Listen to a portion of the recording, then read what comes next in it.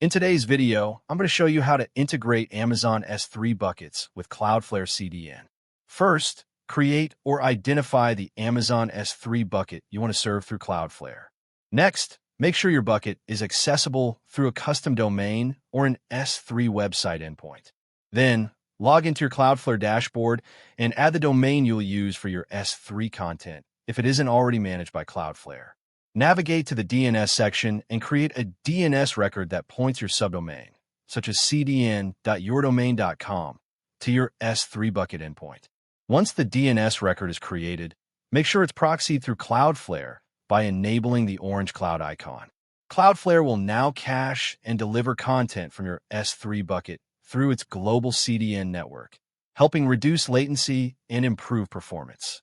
To test the setup, upload a file to your S3 bucket and access it through your Cloudflare-powered subdomain. And that's it. Thank you for watching this video. Please feel free to use the affiliate link in the description.